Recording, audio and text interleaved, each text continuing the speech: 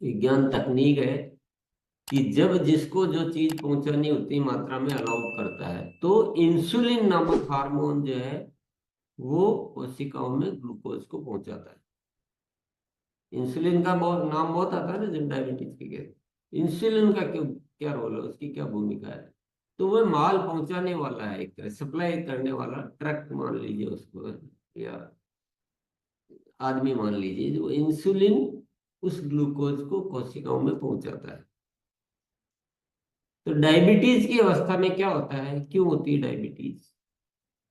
या तो पेनक्रियाज के सेल्स जो है, बीटा सेल्स बोलते हैं उन सेल्स को, वो काम करना कम कर देते हैं, बंद कर देते हैं, तो इंसुलिन बंद हो जाता है, या तो या कम बनने लगता है। भाई इंसुलिन नहीं होगा तो ग्लूकोज भले ही हो, लेकिन पहुंचाएगा कौन?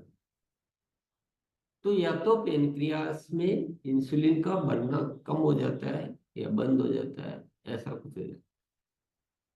तो वो क्यों हुआ? क्योंकि पेनक्रियास के सेल्स जो है वो डैमेज हो गए, उनमें कोई न कोई दिक्कत आ गई, फ्री रेडिकल्स का प्रभाव हो गया ऐसा।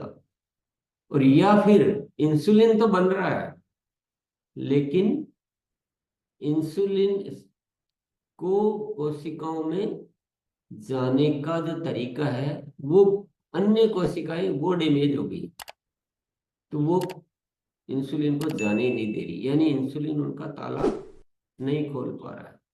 जैसे अपन घर में ताला होता है, धनराज जी के पास चाबी है, पर उस ताले में जंग आ गया। धनराज जी के पास चाबी तो है, पर वो खुल नहीं पा रहा है ताला।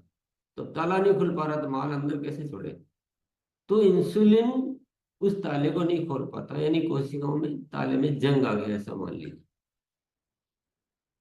तो कोशिकाओं में डैमेज होने से वो इंसुलिन ग्लूकोज नहीं पहुंचा पा रहा है। ये दो कारण से डायबिटीज होता है।